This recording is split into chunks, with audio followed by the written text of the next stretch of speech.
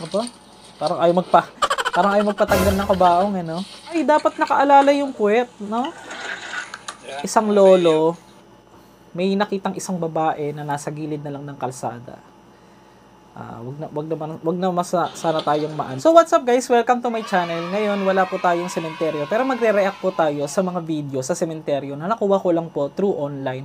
At meron po ditong unahin na natin, hindi po siya sementeryo, pero regarding po sa isang bata na sanggol na iniwan po ng kanyang napakawalang yang ina. Iisipin natin, 'di ba, ang mga ina mapagmahal, walang sino mang ina ang gagawa ng ganun. Pero ito na atim niyang gawin. Ewan ko baka nag-a-addict tong babae na to. Panoorin natin, guys.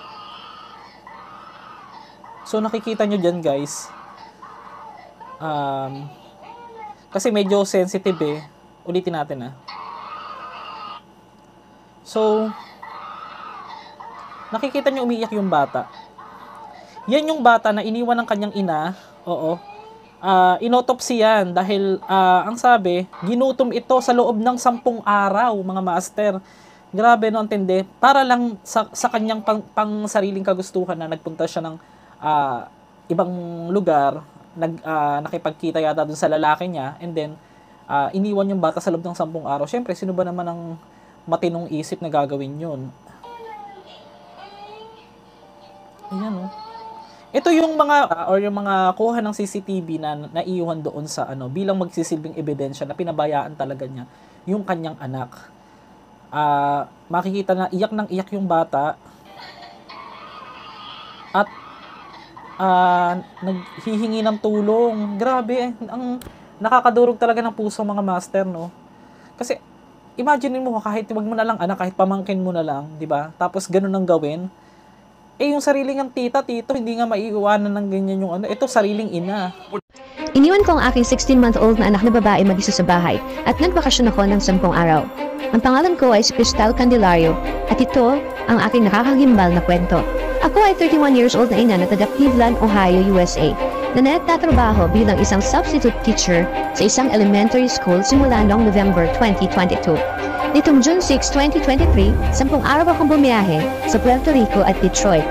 Para ma-enjoy ko ang aking deserved na bakasyon, ay iniwan ko ang aking anak na mahigit 1 taon pa lamang sa kanyang crib. 16-month-old yung bata. Dapat iniwan niya na lang muna sa kaibigan niya or sa kung sino man, di ba? Bago niya inuna yung kaanuhan niya. Nag-post pa ng picture ang babaeng bruha na ito. Napakawalang niya. Ako, comment below, deserve niya ba yung parusang kamatayan? O gutumin din siya sa kulungan hanggang sa matapos din yung kanyang buhay? Hindi deserve ng bata. Buti kung napakawalang niya.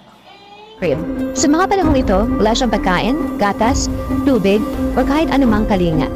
Noong ako ay bumalik mula sa aking 10 araw na bakasyon noong June 16, natagpuan ko ang aking anak na si Jaylene na wala ng malay.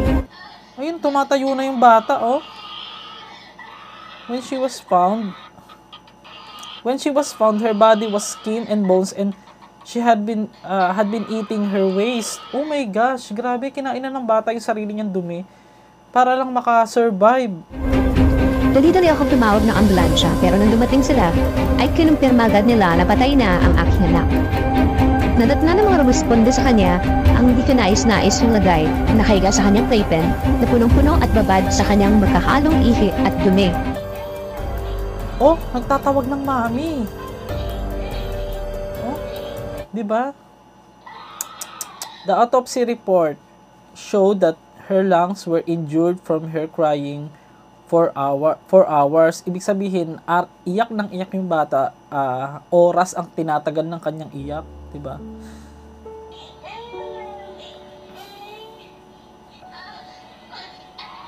Luka-luka ang ina.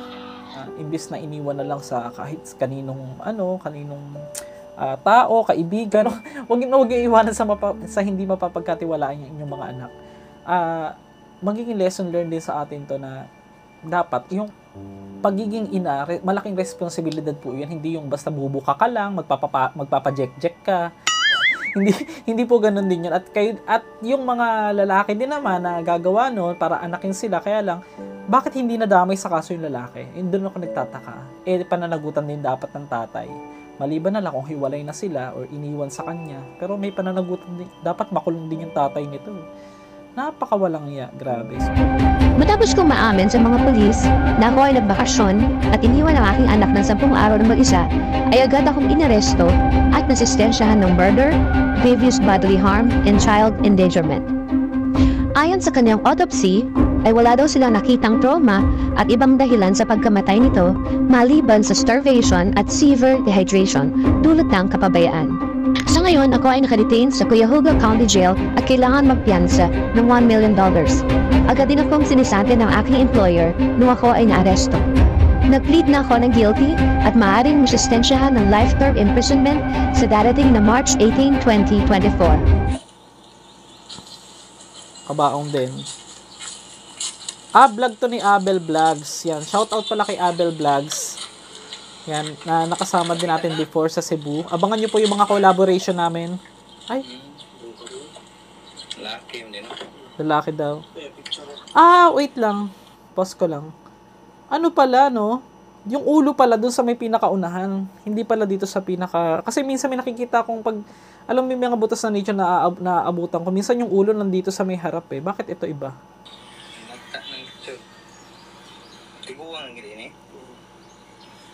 Matanda na raw ba?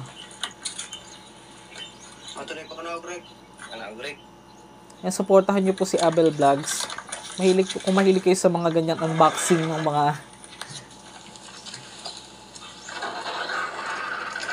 Ayan. Ay, dapat nakaalala yung puwet, no?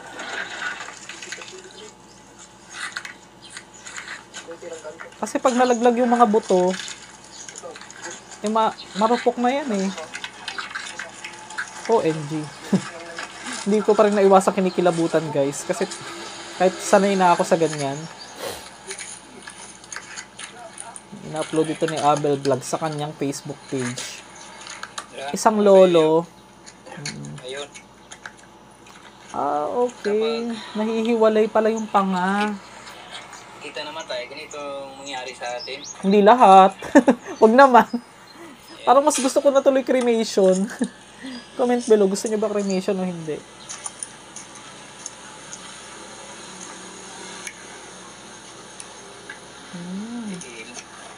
Yung iba pinapabaon pa yung pustiso. Nakasuot pa talaga yung sapatos, oh.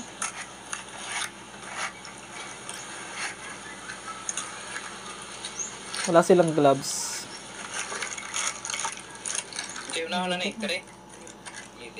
Ay, maikwento ko lang saglit, guys. Pause muna natin. Kwento ko lang sa inyo, guys. Yung tito ko na binaril do sa, sa bakura namin. Yan. Yung tito ko.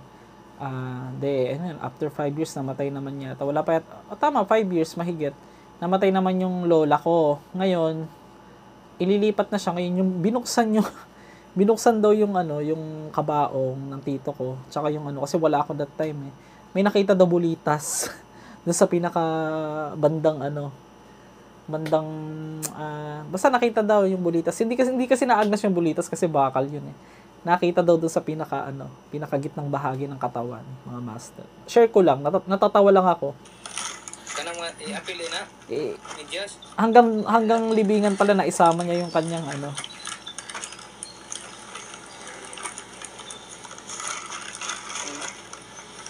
Kamot. So far guys, oo, yan. Kamot na. Meron pa ba tayong maire-react? Wait lang. Tingnan natin kung meron pang isa. So, ito naman, itong isang video naman na ito. Ito, piling ko hindi to bitin. May nakitang isang babae na nasa gilid na lang ng kalsada. Wag na sana tayong ma-copyright or maano tayo ni YouTube. Ma-restrict. I-blur ko na lang yung ibang part. So, forward natin. Bandang 30 seconds. Ayan. Ito na yung babae. Ayan. Nasa gilid lang ng kalsada. Ito, sigurado, pinagsamantalahan, tapos tinapos yung buhay niya. Itinambak lang siya sa gilid ng kalsada.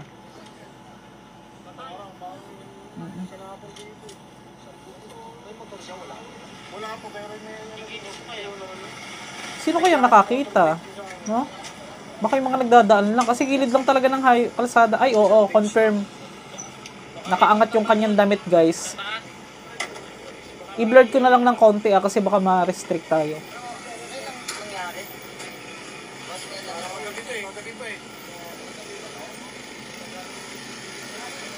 Paano nalaman kagabi pa? Ikaw kuya ha, medyo malicious yung reaction mo. Dapat hindi ko alam. Di ba dapat ganun? Ba't kagabi pa? Ba't alam mo ba? Charing lang guys. Ayan o, gilid lang ng kalsada. So yun lang guys, lagi kayong mag-iingat sa inyong mga pupuntahan at idalangin din po ako sa mga prayers nyo at kayo din po na nagpapasalamat ako at we are road to 1 million subscribers. Promise na may mga bago pa na mga hindi pa naririnig ng mga kwento at mga sementeryo pa na pupuntahan natin. Abangan nyo yung mga vlog natin sa some part of the Philippines, yung pinakadulong bahagi ng Pilipinas. Abangan nyo, ito na malapit na guys. Nga pala, maisingit ko na lang po, kung hilig nyo din po yung health conscious kayo, kontakin nyo yung nandiyan sa ibaba na nagpa-acupuncture ako. Oo, SLS or SLS ba? Lagay ko dyan sa screen.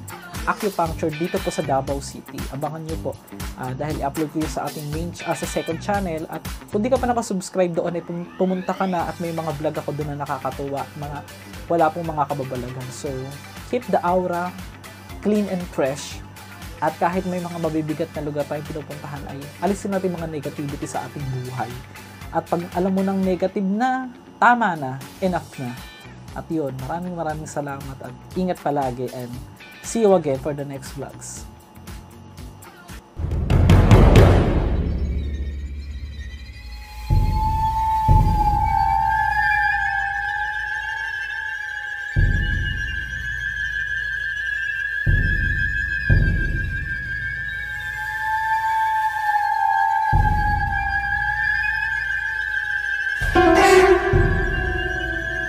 Nasaan na yung marker?